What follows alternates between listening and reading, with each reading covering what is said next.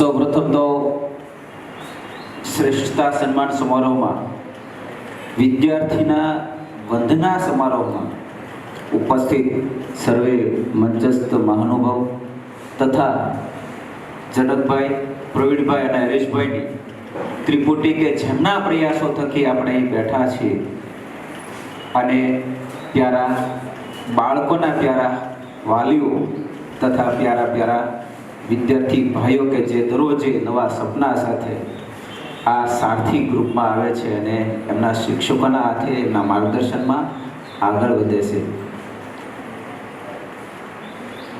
આ બધા જ અહીં ઉપસ્થિત કંઈક પોતાના બાળકો માટે, આવનારા ભારતના ભવિષ્ય માટે ચિંતિત છે અને એ વાલીઓ કે જેઓ દિવસ રાત પોતાના બાળકોને પોતાના ધંધા રોજગારમાંથી પણ સમય આપે છે, એમના માટે એક પંક્તિ કહેવાનું મન થાય. आओ सलाम करे इसे जिसके हिस्से में ये मुकाम आता हो, आओ सलाम करे इसे जिसके हिस्से में ये मुकाम आता हो. बहुत खुशनसीब होते हैं वो लोग जिसका खून वतन के काम आता हो, जिसका खून वतन के काम आता हो. શું મિત્રો, રાષ્ટ્રભક્તિ માત્ર સરહદ પર થઈ શકે? ના. માતા પિતા પોતાના બાળકને શ્રેષ્ઠ એજ્યુકેશન આપે તો આપોઆપ ભારતની સેવા કરનાર એ બાળક અધિકારી બનશે, નિષ્ઠાથી લાગ્યો રહેશે, ભારત આપોઆપ આગળ આવશે. અને એમના માટે સેંકડો ટ્યુશન ક્લાસીસ તો હશે, પરંતુ ભાવ સાથે, ભવિષ્ય સાથે અને બાળકોના વ્યક્તિગત માર્ગદર્શન સાથે. જનકભાઈ તો મારી સાથે 2 વર્ષથી જોડાયેલા છે અને મારે એમાંથી લગભગ કશું કહેવાનું નથી. બોર્ડ તમે જોઈ રહ્યા છો કે બાળકો છે એ હસમુખા ચહેરા સાથે ઊભા છે અને એમાં પ્રથમ, દ્વિતીય અને તૃતીય લખેલું છે. જોરદાર તાળીઓથી વધાવો ભાઈ આ બાળકોને, જેમણે પોતાના કેટલા બધા શોખ આપ્યા છે. હમણાં સાહેબે કીધું ને કે પરિશ્રમ વગર કોઈને મળી હોય એવી કોઈ વસ્તુ નથી. કદાચ એ જાગીર હોય, પરંતુ એ જાગીરને ટકાવવા માટે પણ મહેનત જોઈએ મિત્રો. તો જેમણે પોતાના બાળકોને આગળ લઈ જવા માટે વાલીઓએ પણ ઉજાગરા કર્યા છે. 4 વાગે એ પણ જગાડતા હશે બાળકને કે બેટા સમય થઈ ગયો છે, ઉઠ. તો આ સમય છે. પાછલા 80-90 વર્ષ સૌથી સફળ જાય, પરિવાર માટે ટેકો બને અને ભારતનું નવું ભવિષ્ય બને, એમના માટે જ આપણે સૌ ચિંતિત છીએ. તો આપણે બેસ્ટ એક ઉદાહરણ લઈએ કે મહેનત કોને કહેવાય, સ્ટ્રગલ કોને કહેવાય. એક વિદ્યાર્થી કે જે જંગલની એક નાનકડી ઝૂંપડીમાં રહે, ખૂબ ગરીબી, અને આજથી 80-90 વર્ષ પહેલાની વાત, એટલે કે ત્યારે આપણે સૌ જાણીએ છીએ કે શૈક્ષણિક સંસ્થાઓ એટલી બધી નહોતી, ટ્યુશન ક્લાસીસ તો દૂરની વાત છે. એ સમયે નદી પાર કરી ગામમાં આવેલી એક નિશાળમાં અભ્યાસ માટે જવાનું. હવે વાત તો એ છે કે હોડીવાળો રહેતો, પરંતુ હોડીવાળાને ચૂકવવા માટે પેમેન્ટ પણ ન હોય અને માતા પિતાનો આગ્રહ પણ એવો હોય બેટા તો રહેવા દે ભણવાનું. કારણ કે સંજોગો એવા હોય તો કોઈ પણ પોતાના લક્ષ્ય, પોતાના સપનાને છોડી દે, સ્વાભાવિક છે. પરંતુ બાળક એમાંનો નહોતો. ઘણા બધા બાળકો હશે નાની નાની બાનાઓમાં નહીં કાઢે, નાની નાની બાબતોમાં એ અડીગ રહેશે, ભલે કોમ્પ્રોમાઇઝ કરી લેશું, પરંતુ આપણું સ્વપ્ન નહીં છોડી. તો એ બાળક એમાંથી હતો. વિચારજો કે જંગલમાં બીજા દૂરથી આવનારા બાળકો પાસે પેમેન્ટ હોય એટલે હોડી માટે જે ભાડું લાગે એ ચૂકવે, પરંતુ આ બાળક પાસે ભાડાની કોઈ વ્યવસ્થા નહીં. પ્લાસ્ટિકની થેલી લે, પોતાના ચોપડા એમાં પેક કરી દે જેથી પલ્લેની, અને નદીને પાર કરતો કરતો તરી અને પહોંચે નિશાળે. વિઘ્ન એ છે કે ત્યાં તો પલ્લાઈ જાય તો બીજા કરતા 1 કલાક વહેલા પહોંચે, અને 1 કલાક કપડા ચાલતા ચાલતા સુકાય ત્યાં સુધી પોતાના હાથમાં ચોપડી હોય. કેટલું બધું સ્ટ્રગલ.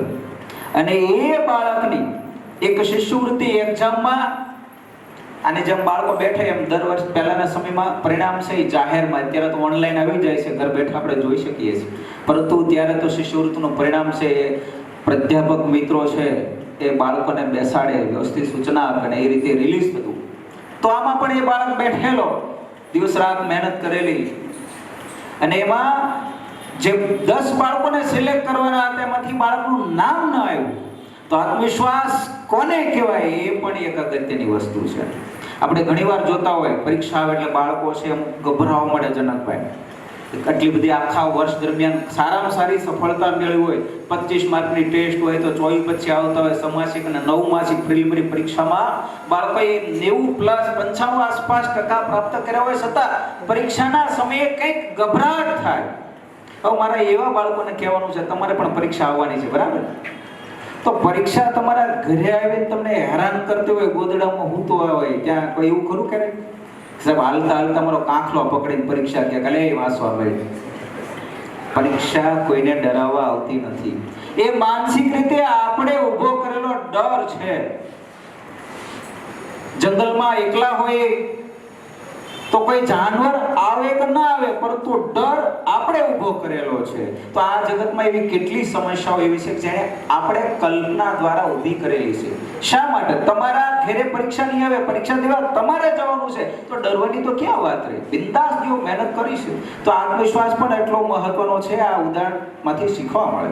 તો નામ ન આવ્યું પર શિષ્યવૃત્તિના નામ જે નોમિનેટ થયામાં તો સમસ્યા ઊભી થઈ.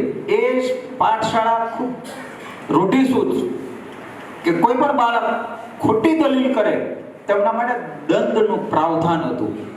તો 5 રૂપિયાથી દંડ શરૂ થાય અને જેટલી દલીલો બાળક કરતો રહે એટલે ડબલ થાય. એટલે બાળકે બધા જ બાળકોની વચ્ચે પ્રાધ્યાપક સાહેબને પ્રશ્ન કર્યો, સાહેબ કદાચ કંઈક ચૂક થતી છે, પરીક્ષા મેં ખૂબ સારી રીતે આપી છે, મારું નામ ચોક્કસ આવવું જોઈએ છે. એટલે સાહેબે તરત કીધું 5 રૂપિયા દંડ. કારણ કે શિક્ષકોની કાબેલિયત ઉપર પ્રશ્ન નહીં કરે.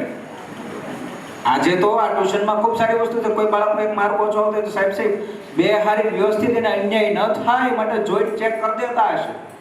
પરંતુ જ્યારે તો રૂઢિચુસ્ત શાળાઓ બીજું કે સાહેબ ચોક્કસ મને વિશ્વાસ છે સાહેબ 10 રૂપિયા. પણ સાહેબ એકવાર કૃપા કરીને મારા આગલું ભણતર છે આ શિષ્યમાંથી ભણાય એમ છે, મારું સપનું આમાંથી, મારા પરિવારને મારા ગરીબીમાંથી દૂર કરવાનું છે. 20 રૂપિયા, 40, 80, 160, 320 આવી રીતે 500+ બાળકને દંડનો પ્રાવધાન થઈ ગયું. બાળક 1નો 2 ન થયો. સાહેબ ચોક્કસ મારો નંબર આવ્યો છે અને આ ચર્ચા ચાલતી હતી ત્યાં એક પટ્ટાવાળો દોડતો એ જ આચાર્ય કે જે દંડનું પ્રાવધાન કરી રહ્યા હતા એમની પાસે પહોંચે કે સાહેબ ભૂલથી આ બાળકનું પેપર છે એ અલગ ખાનામાં કોઈ મુકાઈ ગયું, સૌથી બેસ્ટ પેપર છે અને એ અલગથી નમૂના માટે રાખવાનું હતું, પરંતુ એનું નામ છે ભૂલથી બોલવું રહી ગયું છે, એમાં મારી ચૂક છે. આ બાળક છે પ્રથમ નંબરે છે. એટલે સાહેબ ચમકી ગયા કે આ બાળકનો આત્મવિશ્વાસ તો હું જાણું છું આ કરીને આવે છે, કેટલો ગરીબ બાળક છે, પરંતુ પોતાની મહેનત પર વિશ્વાસ કેટલો છે કે 1નો 2 નથી થતો અને ખ્યાલ છે આખો પરિવાર વેચાઈ જશે તો પણ એ સમયના 500 રૂપિયા ચૂકવવા અઘરા છે. એટલે બાળકને સીધા જ કીધું, બેટા સોરી, તું સીધો સ્ટેજ ઉપર આવતો જા, તારી પાસે આટલો આત્મવિશ્વાસ આવ્યો ક્યાંથી? સાહેબ સિમ્પલ. બાળકોને સંબોધતા એણે કીધું કે મારો એટલો વિશ્વાસ છે કે મને એક પણ વસ્તુ ઓપ્શનમાં ક્યારે છોડતો નથી અને જેની પાસે ઓપ્શન ન હોય ને એ જગતમાં સફળ થાય છે. તમે સૌ જાણો છો ને એલેક્ઝાન્ડર સિકંદર કે જે યુદ્ધમાં ક્યારે હાર્યો નહીં અને હાર્યો તો એ પોરસથી ભારતી એક 5 ગામડાના રાજાથી. એ સિકંદર કોઈ પણ દેશ પર આક્રમણ કરે ત્યાંથી આવતા પુલ રસ્તા ખોદી નાખે જેથી પોતાનો સૈનિક એક ભાગી ન શકે. એટલે બેઝિકલી એના સૈનિકોને કે મોત સિવાય અન્ય કોઈ રસ્તો નથી, કા જીત અને કા મોત. એટલે સૈનિકો છે એ મરણિયા થાય ને કોઈ પણ રીતે જીતે. તો આ પોસિબિલિટી આપણી અંદર આપણે કેળવવી પડશે કે નહીં, મારા માટે જીત અને પરિણામ સિવાય બીજો કોઈ રસ્તો નથી. અને એમ ધારીને જે પ્રયાસ કરે છે એ બાળક ચોક્કસ ફર્સ્ટ આવે છે. એટલે બાળકે કીધું કે 10માંથી 8 પ્રશ્નો કોઈ પણ લખો એવા આપણે સૂચના આવે છે. કોઈ 4 માંથી 3 લખો, 5 માંથી 3 લખો, 5 માંથી 4 લખો. પરંતુ એ 5 એ 5 પ્રશ્નો લખે, 8 એ 8 ની જગ્યાએ 10 એ 10 લખે અને નીચે સૂચના લખે, ઉપરના 10 એ 10 પ્રશ્નો બરાબર છે, સાચા છે, કોઈ પણ 8 તપાસી લો. કે હું આમાંથી સૂચના ન આપું. આ ભારત વર્ષનો એક વિદ્યાર્થી કે જે આટલી સકારાત્મકતા ધરાવતો હતો, કોઈ પણ ગરીબી, કોઈ પણ સમસ્યાને આ જીવન એમણે ગણી નથી, એ હતા આપણા પ્રથમ રાષ્ટ્રપતિ ડોક્ટર રાજેન્દ્ર પ્રસાદ. તો કોઈ પણ જે ઊંચાઈ પર છે એમના જીવન વૃત્તાંતો વાંચો. અને બાળક છે એ ભલે 10મા 12મા કે 60મા છે, એક એવી પુસ્તકની દોસ્તી રાખો કે રોજે માત્ર 5 મિનિટ એક પુસ્તક વાંચો જે શ્રેષ્ઠ વ્યક્તિનું હોય, તમારા કોઈ પણ આદર્શ હોય. તમને પ્રોટીન, કાર્બોદિત દ્રવ્યો ભોજનમાંથી મળી રહે છે, પરંતુ જે ઉત્સાહની જરૂર છે ને, પોઝિટિવ વિચાર, એ આ સારા પુસ્તકોમાંથી મળે છે. કારણ કે આસપાસની પરિસ્થિતિ એવી નહીં હોય કે તમે ત્યાંથી પોઝિટિવ વસ્તુ લઈ શકો. અત્યારે તો મેં સારથી ગ્રુપ ટ્યુશનમાં જે વિગતે જાણ્યું છે સાહેબ પાસે અથવા તો બાળકો પાસેથી કોઈ અંગત, તો કહે છે કે સાહેબ અહીંયા છેલ્લે મોટિવેશનલ સેમિનારો પરીક્ષા સમયે થાય છે. તો બિરદાવો આ ખરેખર આ ટ્યુશન ક્લાસીસ નહીં, પરંતુ એક શિક્ષા ધામ કહેવાય. કારણ કે ભણાવી તો બધા દે છે, પરંતુ એ ભણતર સાથે સમયે બાળકને મોટિવેટ કરવા માટે આવા ઉદાહરણો છે ખૂબ કારગર સિદ્ધ થતા હોય છે. તમે વાસ્તવમાં સવારથી લઈ સાંજ સુધી ખાઈ પી ભણીને એક જિંદગી જીવો છો, પરંતુ જ્યાં મોટિવેશનલ સેમિનાર થતા હોય ત્યાં આગળ તમે મહાન વ્યક્તિઓના જીવન વૃત્તાંત સાથે અનેક જિંદગીઓના અનુભવો સાથે જીવો છો, જે અહીં થાય છે. તમે ઇતિહાસ વાંચતા હશો, આપણે આટલા વર્ષ ગુલામ રહ્યા છે, પરંતુ એ ગુલામમાંથી પણ એવા કિરણો છે. તમને એક ઉદાહરણ આપું, રાજા રણજીતસિંહ, એમના ફાધર બાળપણથી, માતા પિતાની ભૂમિકા આવશે આમાં, કે તમારા બાળકને તમે શું બનાવવા માંગો છો એ પહેલા તમારે નક્કી કરવું પડશે ને બાળપણથી નક્કી કરવું પડશે. આ રાજા રણજીતસિંહના પિતા એક નાના એવા રાજા, પરંતુ ખૂબ પરિશ્રમી રાજા. દેશમાંથી કોહિનૂર છે લૂંટાયો ઘનમાં, ત્યારે એમના પિતા છે એ ખૂબ દુખી થયા. એમની પાસેથી નહોતો લૂંટાયો, પરંતુ ભારતમાંથી કોહિનૂર કેમ જાય એવી એની જીદ હતી. તો બાળકનો જન્મ પહેલી બાજુ થયો. જ્યારથી એ 2-2.5 વર્ષનો બોલતો થાય, થોડુંક વિચારતો સમજતો થાય, ત્યારથી સવાર અને સાંજે એક એને ગોદમાં બેસાડીને સ્વપ્ન લેવડાવે, બેટા તું કોહિનૂર તો લાવીશ ને. વિચારજો, એ સમયે બાળકને કોહિનૂર શું કહેવાય, હીરો શું કહેવાય એ પણ ખ્યાલ હોતો નથી. પરંતુ દૃઢીકરણ પદ્ધતિ આ છે કે અસંભવને પણ સંભવ બનાવી દે છે. 25 વર્ષ સુધી સતત એક સ્વપ્ન, બેટા તું કોહિનૂર તો લાવીશ ને. ધીરે ધીરે સમજતો થાય, એટલે કોહિનૂરની વ્યાખ્યા ધારક મારા પપ્પા મને બાળપણથી આ દેવડાવે છે, એમના માટે શું કરવું જોઈએ, તો એના માટે કસરત, એને પોતાની એક ટીમ બનાવે અને એટલી કસરત, એટલું પરિશ્રમ કરે અને નાનકડી 50-60 સૈનિકોની ટુકડી જઈને અફઘાન કે જ્યાં આગળ કહેવાય કે કોઈ જીવતું પાછું આવું પણ અઘરું પડતું એ સમયે, અહીંથી આ 50 સૈનિકોની ટુકડી છે કોહિનૂર ફરીવાર ભારતમાં લઈને આવે. બાળક જન્મ્યો એ પહેલા માતાએ એના સ્વપ્નની કલ્પના કરી, ત્યારે આ પોસિબિલિટી છે. તો બાળક હતાશ હશે, ક્યારેક ઓછા ટેસ્ટમાં માર્ક પણ આવ્યા હશે, ક્યારેક કોઈ બાળક સાથે નાનકડો ઝઘડો પણ થયો છે, આવું હોઈ શકે, ક્યારેક બીમાર પણ હશે, પરંતુ મા અને પપ્પાની એક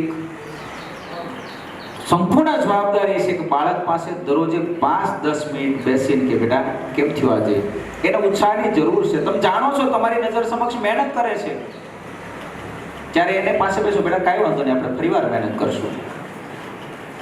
એને સમજાવો કે તું તારા દિનચર્યામાંથી કેટલી કલાકો અભ્યાસમાંથી તું આપે છો. આ પણ મહત્વનું છે, સમયનું પાલન. તો લક્ષ્ય માટે સમય અતિ આવશ્યક છે. આ સમયે હરીફાઈનો યુગ છે.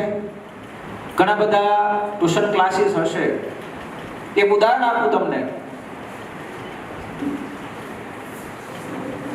એક ગધેડો અને એક કૂતરો બંને બાંધ્યા, બાંધીને પાળિયા થઈ ગયા. કારણ કે એનું તો કામ જ બેનું ઝઘડવાનું છે, એક પાટો એક જીભથી વાહ કરી બાંધતો હોય. તો બંને બાજા પછી સર્ચ કરીએ કે હવે જીત તો નક્કી થતી નથી, તો શું કરવું એ કે હવે એક આપણે નક્કી કરીએ. થોડો કૂતરો થોડોક જીવરો ફટાફટ બોલી ગયો કે આપણે કે આખા ગામ છે ને એના બધા જ આખા ગામની ફરતે ફરી પછી અહીં પહેલા પહોંચે એ વિજેતા ઘોષિત થાય અને એ જશ્ન મનાવશે, એનું કીધું બધાએ કરવાનું. તો ઓલો ગધેડો તરત રાજી થઈ ગયો અને કૂતરો વિચાર મારો બેટો રાજી કેમ થઈ ગયો, તરત રાજી થઈ ગયો, કાંઈ વાંધો નહીં. બંને નક્કી થયું. બીજા એક જાનવર હતું એને ઊભો રાખ્યો, હાલ તું 1 2 3 બોલ, અને શરૂ થાય રેસ. બંને નીકળ્યા. કૂતરાની સહજ સ્પીડ છે, ગધેડા કરતા ફાસ્ટ છે, આપણે જાણીએ છીએ. એટલે ગધેડાની સાઈડ કૂતરે કાપી એટલે આમ કતરાણો. તો જેટલો ઉત્સાહમાં કૂતરો હતો એની કરતા ઉત્સાહમાં ગધેડો વધારે હતો. ઓલો આગળ થયો તોય કૂતરાની નો સમજણો, મારો બેટો હું આગળ થાવ તો દાંત કેમ કાઢે. કૂતરો આગળ ગયો કે હમણાં એ કે હારી જાય ત્યારે ખબર પડશે. ગધેડો તો ગધેડો જ હોય કે હું આગળ થાવ તોય દાંત કાઢે. આગળ ગયો એટલે ચોરો આવે ને ચોકી, ત્યાં આગળ 5 7 તો કૂતરા હોય જ તે. એટલે સીધા આડા ઊભા રહી ગયા, એકબીજા સામે અમે શરૂ કર્યું. તો કૂતરો એની ભાષામાં કે પણ આગળ જ આવજો, પણ ઓલા કૂતરા કઈ જવાનો એને ખબર તો છે નહીં કાને કા રેસ લાગેલી છે. એટલે ગધેડો આશા એથી પડખે હળું હાલતો નીકળી ગયો. ઓલા અડધી કલાક બહાર થયા. એટલે આવી સ્પર્ધાઓ હોય ત્યાં આગળ વાલીઓની ભૂમિકા છે, શ્રેષ્ઠ શું છે, સમર્પણ શું છે એ જાણે. આના પહેલા 2 વર્ષ પહેલા આ કાર્યક્રમમાં આવેલો અને સાહેબના ઘરે, જનકભાઈના ઘરે અકસ્માતનો પ્રશ્ન બનેલા ફાધર. તો અને એ સમયે બાળકોની પરીક્ષા, તો દિવસ રાત ઉજાગરા કરી અને બાળકો માટે મહેનત કરેલી મને બરાબર યાદ છે. અને એ જ્યારે પ્રસંગની વાત થતી હતી ને ત્યારે સાહેબની આંખોમાંથી આંસુડા હતા.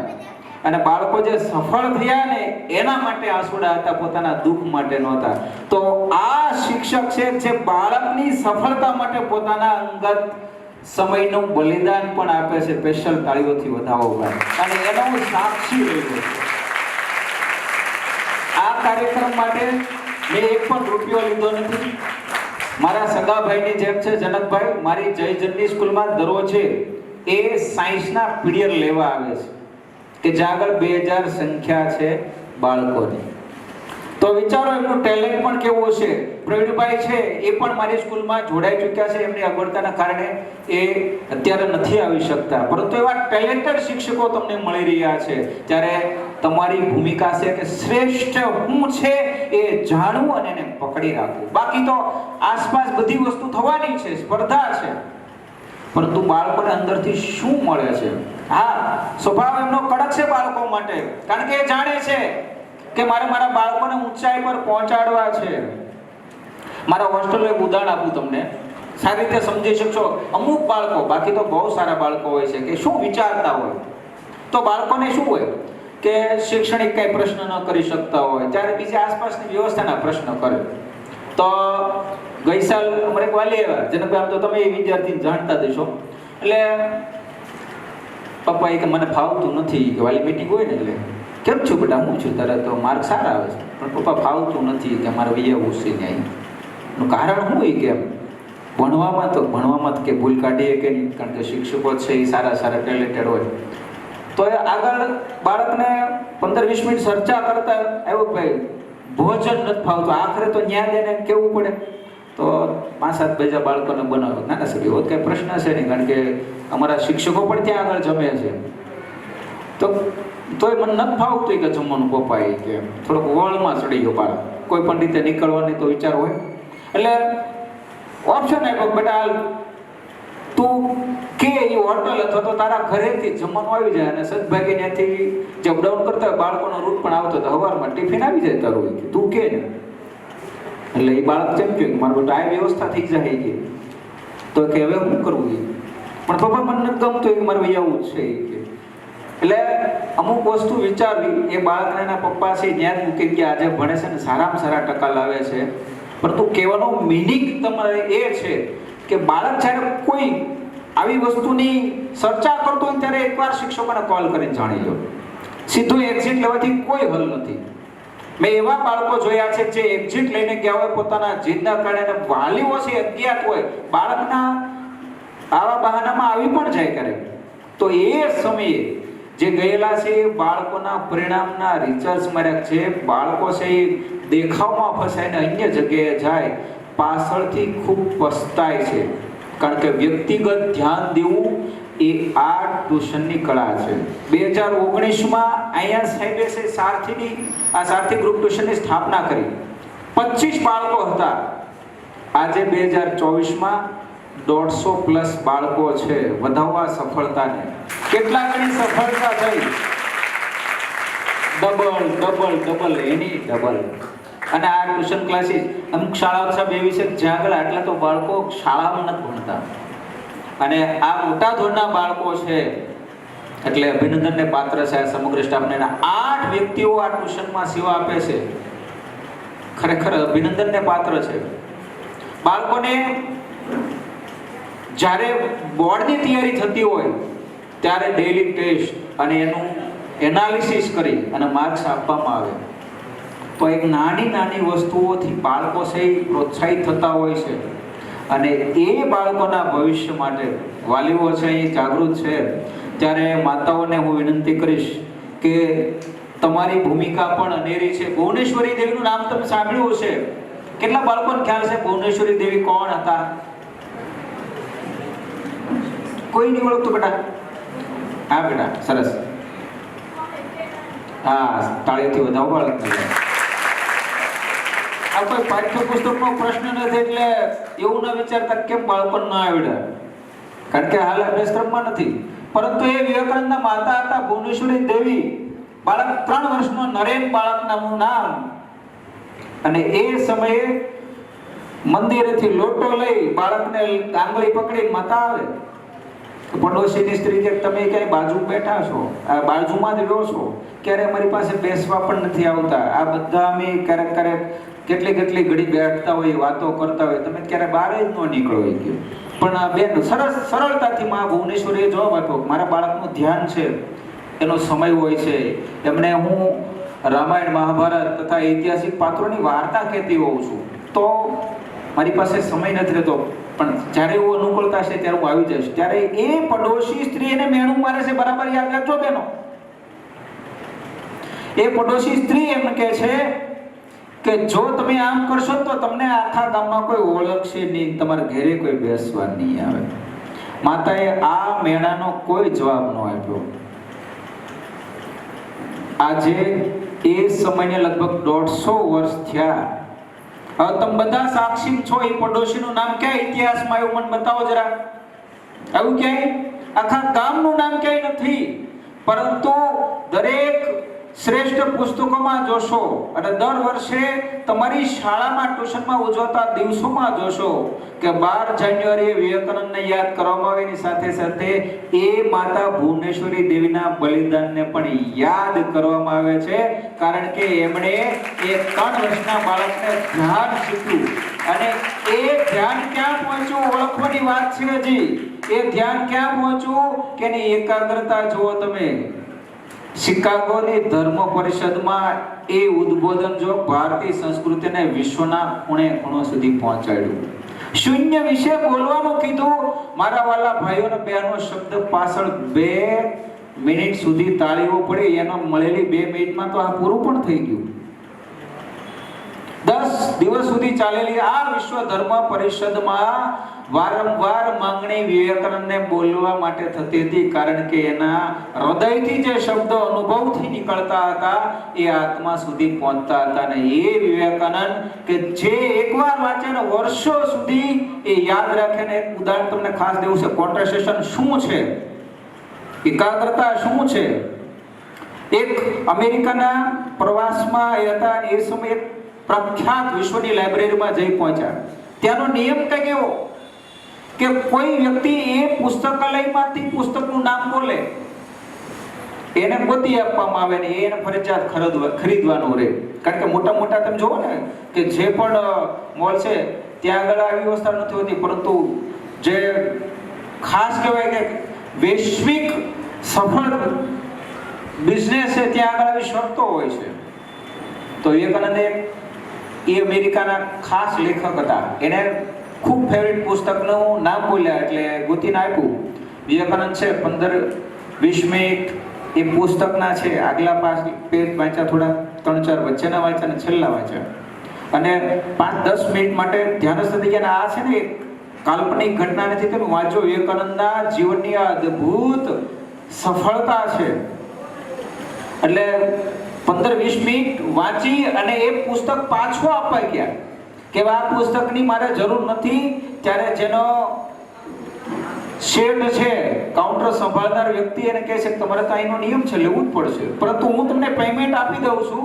આ પુસ્તક આવું મારે કાંઈ જરૂર નથી, કારણ કે મારી પાસે કાંઈ જોલી નથી, આ કપડામાં ખિસ્સું પણ નથી, થેલી હું રાખતો નથી, મારે આ કામનું નથી, કારણ કે એના અંદર જે પણ જ્ઞાન છે એ મેં ગ્રહણ કરી લીધું છે. તો એ સમયે તો વિવેકાનંદનો પહેરવેશ જોઈને એની બદનામી કરવા માટે અમેરિકા ત્રસ્ત હતું, કારણ કે એટલા બધા ફેવરિટ થયા હતા ને એ સમયે આને મોકો મળી ગયો. એટલે એના ટ્રસ્ટ મંડળથી માંડી બધાને ચર્ચા કરી કે આ વ્યક્તિ એમ કહે છે 15-20 મિનિટમાં આગલા 5 પેજ વચલાના અને છેલ્લા વાંચ્યા બધું મળી ગયું છે એવું કહે છે. તો તમે મને પ્રશ્ન પૂછી શકો છો. એને 3-4 પ્રશ્નો પૂછ્યા, બધા જ વિવેકાનંદે પેજ નંબર સાથે આપ્યા. એટલે એને સંતોષ નહીં. જો ગ્રાહક હતા એટલે કીધું કે તમને હું કાલે સમય આપું, એ સમય તમારે આવવાનું રહેશે અને તમારે આના જવાબ આપવાના રહેશે. તમે અમારા બુક સ્ટોલનું થઈ ગઈ હતી અને એમના માટે આપણે કહીએ કે 39 વર્ષ જીવ્યા છતાંય પણ હજારો વર્ષનો યુગ છે એ સમાપ્ત થયો. એ વિવેકાનંદ આજે પણ પ્રખ્યાત છે. વાત એ છે બહેનો કે આપણે ક્યાં બલિદાન આપીએ છીએ, ક્યાં સમય ફાળવીએ છીએ. આપણે કેટલાક પ્રસંગોમાં આપણી હાજરી જરૂરી છે, પરંતુ જ્યારે બાળકના 10 અને 12ના અભ્યાસ ચાલતા હોય ત્યારે દરેક વાલીએ, દરેક પરિવારે સજ્જ થવું જોઈએ. આવશ્યકતા પડે તો મોબાઈલ, ટીવી આ બંધ કરો અને એ સમયે સબસ્ક્રિપ્શન હોય, ભલે સ્કાય હોય કે ટાટા સ્કાય હોય કે જીઓ ટીવી હોય, આ બધા કરશો અને એના 10-12 પૂરું થશે, પછી પાછી એ સમય આવશે તમે નિહાળી શકશો IPL કે કોઈ XYZ. તો આ બલિદાન દરેક પરિવારનું પણ હશે. ત્યારે બાળકને છે એમના શિક્ષકો જે મહેનત કરશે ને ત્યારે ફલશ્રુતિ મળશે. બાકી તમારા પ્રશ્નો રહ્યા કરશે, બાળકને પરિણામ નહીં મળે. અને બાળકો, તમને વિનંતી છે કે વિવેકાનંદની દિનચર્યા શું હતી? તમે બધા બાળકો અહીં બેઠા છો, કદાચ ઘણી બધી વસ્તુઓ જાણતા હશો. આપણે ત્યાં 4 પ્રકારના સ્નાન કહેવામાં આવ્યા છે. તમને ખ્યાલ હશે, કેટલાક બાળકોને એવું હશે રવિવાર છે આપણે 8 વાગે નાહી કે વહેલા નાહી, એમાંથી શું ફરક પડે? પરંતુ ફરક ખૂબ પડે છે. તમે ખાલી અઠવાડિયું સુધી પ્રયોગ કરજો. સવારે 4 વાગે જાગી, કદાચ શરૂઆતમાં ટેવ નહીં હોય તો પણ પ્રયાસ કરજો. સવારે પ્રકૃતિની જે શાંતિ છે, નિરામય શાંતિ, એનો લાભ લેશો. અને આપણે સૌ કદાચ એ વસ્તુના જાણકાર હશો કે ગામડામાં 100-125 વર્ષ પૂરા કરનાર દાદાઓ છે, સવારે 4 વાગે જાગતા હતા અને તાંબાના પાણીનું પહેલા ગ્રહણ કરીને પછી બીજી ક્રિયા કરતા હતા. તો તાંબાનો લોટો તમારી બાજુમાં લઈને સુવો અને કોઈ પણ વસ્તુ બ્રશ પણ કર્યા વગર એ પી જાઓ, કારણ કે તમારા અંદર રહેલી લાળ છે એ તમારી બીમારીઓનો ઈલાજ છે. તો આટલું કરશો તો તમારી આસપાસ બીમારી નહીં આવે. અને દરરોજે તુલસી પત્ર ગ્રહણ કરનાર વ્યક્તિને ક્યારેય કેન્સર નથી થતું, અને જે વ્યક્તિ દરરોજે એક લીંબુ શરબત પીવે છે એમને ક્યારેય હાર્ટ એટેક નથી આવતો. આયુર્વેદના નિયમો છે મારાને. કેટલાક વાલીઓ છે એ ફિટનેસ માટે, પોતા બાળકોને પણ ફિટનેસ માટે કસરતનો સમય નહીં રહેતો હોય 10-12માં, તો સ્વાભાવિક છે ને અપચો થાય, એના કારણે ક્યારેક બીમાર પણ પડતો હોય. તો શુદ્ધ ઉપાય છે તમે ખાઈને ગોળ ખાઈ લો 10-15 ગ્રામ, 3 ટક. તમારે જે ભોજન પચાવવા માટે 4 કલાક થતી હોય તમારી હોજરીને, એ 2 કલાક થઈ જશે, આપોઆપ તમે ફિટ થઈ જશો. તો એવા જ ઉપાય આપણી પાસે છે, એ કરીએ. સવારથી લઈ સાંજ સુધી જ્યારે પણ તમે કોઈ સ્કૂલમાં હો કે ટ્યુશનમાં હો, તમારા શિક્ષકને એમ કહેવું પડે કે બેટા ચૂપ થઈ જાઓ. એ વસ્તુ ખરેખર અનુશાસન છે, એના વિશે આપણે જાગૃત નથી, એ દર્શાવે છે. તો જે બાળકને સફળ થવું છે એ 7 દિવસ ખાલી પ્રયોગ કરે. સવારે વહેલા જાગે ને દિવસ દરમિયાન આવશ્યકતા ન હોય ત્યાં સુધી એક પણ શબ્દ ન બોલે. તમે હિતોપદેશ પુસ્તક કદાચ જોયું હશે, કે એ રાજાનો દીકરો જે પાગલ છે એમને સફળ બનાવવા માટે રાજા છે એક આશ્રમમાં બાળકને મૂકે અને એ યોગી છે એમના માટે પ્રયોગ કરે. તો એમાં મૌન અને ધ્યાન મહત્વના હતા અને એ બાળક જે પાગલ હતો એ વિશ્વનો શ્રેષ્ઠ રાજા બને છે. તમે વરદરાજનું ઉદાહરણ સાંભળ્યું છે કદાચ, જે 7 વાર ફેલ થયેલો છે, આમ છતાં વિશ્વનો શ્રેષ્ઠ પંડિત બન્યો. શા માટે?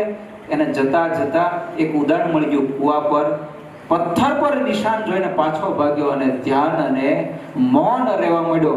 એ બાળક વિશ્વનો શ્રેષ્ઠ. તો દરરોજે તમે ખોરાક લો છો, શક્તિ અંદર જન્મે છે, કેલરી તમારી પાસે આવે છે, પરંતુ એને તમે સૌથી વધારે બાળકો જો વ્યર્થ કરતા હોય તો એ વ્યર્થની વાતોમાં. તો મૌન બેસો અને ધ્યાન બેસો. દરરોજ 15-20 મિનિટમાં જે ધ્યાન કરતો હોય ને બાળકની છે એકાગ્રતા સુદ્રઢ થતી હોય ને. એક પ્રયોગ હમણાં કેલિફોર્નિયામાં થયો, 21 મિનિટનો ધ્યાન પ્રયોગ, કે જે બાળક પોતાના શ્વાસોશ્વાસને નિયંત્રિત કરીને ખાલી માત્ર બેસે અને કદાચ એકડા બોલે, શ્વાસ ભરે ત્યારે ઓમ, છોડે ત્યારે એક, આ રીતે 21 મિનિટ જે બેસે, 3 મહિનામાં અનુભવ કરશે એનું દિમાગ છે 241 ગણું છે કામ કરે છે. ધીરે ધીરે એની સંચળતા દૂર થશે અને સંચળતા દૂર થશે એટલે તમારા શિક્ષકોએ જે તમને સૂચના આપી છે આપોઆપ તમારી અંદર ગ્રહણ થશે અને પરિવર્તન આવશે. તો પહેલો ફોકસ તમારા લક્ષ્ય માટે રાખી અને ચાલો. હંમેશા એટલો જ રાખો કે તમારો ડર છે એ તમારી હાર છે. પ્રાણીઓ પાસેથી પણ કેટલીક વસ્તુ શીખવા મળે આપણને. હરણ અને વાઘ હંમેશા કોણ જીતે છે બાળકો? મને કયો જરા. હે, ઊંચો હાથ કરો જરા. કોણ જીતે છે એમાં? સ્વાભાવિક જ છે ને, વાઘ જ જીતે. હે, ક્યારે હરણીઓ છે એ વાઘને ખાતું જોયું? કારણ કે હરણનો ખોરાક છે શું છે? તૃણાહાર, મતલબ એક નાનું નાનું ઘાસ ખાય. પરંતુ એ વાસ્તવિકતા ઈશ્વરે એને આપી છે કે એ 90ની સ્પીડે પ્રતિ કલાક ભાગી શકે છે. દરેક કલાકે કેટલી સ્પીડ? 90 કિમી. જ્યારે વાઘ પાસે સીમિત સ્પીડ છે, 58 થી 60 કિમીની સ્પીડ, 1 કલાક સતત એ સ્પીડે દોડે તો ભાગી શકે. પરંતુ વાત એ છે કે જો આ 30 કિલોમીટરનો ગેપ છે તો હરણીઓ પકડાય કેમ જાય છે? શા માટે પકડાઈ જાય છે? વાઘના જડબામાં, મોતના મુખમાં. તો એક જ વસ્તુ છે કે એ વારંવાર દોડતી વખતે, ભાગતી વખતે પાછળ જોયા કરે છે. શું જોવે છે? પાછળ જોયા કરે છે અને હૃદયમાં ઓલો હજી વાઘ મારી પાછળ દોડે છે, ડર લઈને ચાલે છે. અને પેલો વાઘ છે આત્મવિશ્વાસ સાથે દોડે છે. એટલે વાઘ હંમેશા જીતી જાય છે અને હરણ હંમેશાનો શિકાર થઈ જાય છે. તો આ વસ્તુ પર ફોકસ મૂકશું તો ચોક્કસ આપણે સફળ થઈશું. સચિન તેંડુલકરની સરસ મજાની વાત સાહેબે કીધી. સચિન તેંડુલકર 10માં ફેલ છે, તમને ખ્યાલ હશે. એટલે 10માં જે ફેલ થાય બધા સચિન બનવાના છે એવું પણ નક્કી નથી, પરંતુ વાત એમના ફોકસની છે. અભ્યાસમાં સીધી અસર કરશે. સચિન તેંડુલકર અંડર 40માં 13 વર્ષની ઉંમર હતા ત્યારે ભારતીય અંડર 30 ટીમના કેપ્ટન તરીકે ગુજરાતમાં અમદાવાદમાં ઉતર્યા. વર્ષો પહેલાની વાત છે. અને સવારે બધા નાસ્તો કરવા ભેગા થતા હતા. સચિન તેંડુલકર મળે નહીં એટલે ગ્રાઉન્ડમાં બધે ચક્કર લગાવ્યો. આખું જ્યાં રેસ્ટોરન્ટમાં રોકાય છે ને ચક્કર લગાવ્યો, મળ્યો નહીં. નાસ્તામાં બધા ફાફા ફાફાથી જઈને આખરે મળ્યો તો કે એ જ્યાં રોકાણા છે રૂમની ગલેરીમાંથી. કદાચ આ પાઠ તમે ભણી ગયા હશો. તો ત્યાં જોયું તો કોચે શું કરતો હતો સચિન, 13 વર્ષનો સચિન દડો પલાળેલો, ભીતારે પછાડે અને બેટ હાથમાં હોય, એકલો પ્રેક્ટિસ કરે. જેવું મિડલ બેટની બરાબર વચ્ચે અડે એટલે જશ્ન મનાવે. એટલે એનો ફોકસ છે એ દ્રઢ થયો. અને આજે આપણે સૌ જાણીએ છીએ કે વિશ્વમાં ક્રિકેટના ભગવાન તરીકે ઓળખાય છે. અને કેટલાય આખા દેશોએ સચિને જેટલા રન બનાવ્યા આખા દેશ મળી નથી બનાવેલા. એટલા રેકોર્ડ આના નામે છે, 100 સદીઓનો રેકોર્ડ. તો આમ નામ તો નહીં બનતો હોય. એને ભાઈ પૂછ્યું પત્રકારે કે આ સફળતા પાછળનું કારણ શું છે? તો એ સ્પષ્ટ કહેશે દરેક વિદ્યાર્થી માટે ઉપયોગી છે. એટલે કહું છું, હું એક મેચને 3 વાર રમું છું. કેટલી વાર? 3 વાર રમું છું. અને બીજા ખેલાડી હોય એ મેચની 1 જ વાર રમે છે. તો પૂછું કઈ રીતે? તો એને સ્પેસિફાય કરીને અંદરથી બતાવ્યું કે એકવાર સંપૂર્ણ પ્રેક્ટિસ રૂપે મેચ શરૂ થાય છે પહેલા સંપૂર્ણ પ્રેક્ટિસ કરી લઉં છું. એમાં મારો નાસ્તો આ બધું ગૌણ હોય છે. જ્યારે બીજા ખેલાડીઓ આક્રમણ કરતા હોય ખોરાકમાં, ફોકસ હટી જાય એ સમયે. તો એકવાર પ્રેક્ટિસમાં અને એકવાર સંપૂર્ણ મેચ રમાય ત્યારે, અને એકવાર મને 100 રન માર્યા હોય તો પણ અને 0માં આઉટ થયો હોય તો પણ જરા પણ અફસોસ કર્યા વગર મેચ બાદ પણ પૂર્ણ રીતે પ્રેક્ટિસ કરું છું. કે ભૂલના કારણે મારા સારા શોટ નથી મારી શક્યો અથવા હું કઈ રીતે આઉટ થયો. તો આ સિમ્પલ સીધું તમે આ જ ઉદાહરણ સચિન તેંડુલકરનો અભ્યાસક્રમમાં લઈ લો. તમારા શિક્ષક ભણાવવાના છે, પહેલા તમે એ જ ટોપિક વાંચીને આવો. જ્યારે સાહેબ ભણાવતા ત્યારે સંપૂર્ણ 100% ફોકસ એમાં કરો. 2 વાર થયું ને છેલ્લે ટેસ્ટના માર્ક આવે તો કઈ કઈ ભૂલ થઈ છે એનું એનાલિસિસ સોલ્વ કરો. તમને આ જગતમાં સફળતા મળવાથી કોઈ નહીં રોકી શકે. સફળતા કોઈની ક્યારે અનામત નથી. એ દરેક વ્યક્તિની અમાનત છે. સફળતા કોઈની અનામત નથી, એ દરેક વ્યક્તિની અમાનત છે કે જે પણ સફળતા માટે પ્રયાસ સંપૂર્ણ 100% કરશે એ સફળ થશે. ગ્લેન મેકલેગન બાળપણમાં જે પ્રાથમિક શાળામાં ભણતા હતા ત્યાં 100% એના પગ બળી ગયા. એનો ભાઈ હતો, એ તો સંપૂર્ણ મરી ગયો ત્યાં આગળ. આમ છતાં ડોક્ટરોની તપાસ થઈ તો આ જીવિત નહીં રહી શકે, પોતાના પગ પર આજીવન ઊભો નહીં થઈ શકે. એની માં છે ન સ્વીકારે, સારામાં સારા ડોક્ટરો ના પડે પરંતુ માં ન સ્વીકારે. આખરે એણે યોગિક ક્રિયા અને કસરત શરૂ રાખી. ધીરે ધીરે નસો જીવિત થઈ અને 1934માં વિશ્વની ઓલિમ્પિક ગેમમાં 1.5 માઇલ દોડમાં વિશ્વનો સૌથી ફાસ્ટ રનર બની શકે છે. જેના પગ સારા હતા એ શું કરતા હશે? મતલબ ફોકસ, મહેનત પર તમે પોતાનું ધ્યાન કેન્દ્રિત કરો. આ જગતમાં તમને કોઈ વસ્તુથી નહીં રોકી શકે. એક પંક્તિ આપણે સમૂહમાં બોલી અને મારું વાણીને વિરામ આપું.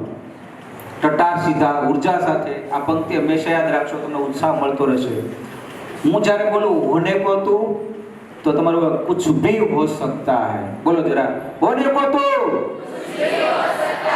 હાથ હલવા જો, એક નો જો, હાથની પણ એક ઇફેક્ટ છે. હોને કો તું, પછી બોલું પાને કો તો તમારે બોલો કુછ ભી પા સકતા હૈ. બરાબર? પાને કો તો પછી બોલું બસ તેરા હौसला, તો તમે બોલશો બુલંદ. और दिशा तो કે સહી હોની चाहिए. बराबर? होने को तो पाने को तो बस तेरा हौसला बुलंद और दिशा सही होनी चाहिए. जय हिंद, जय भारत.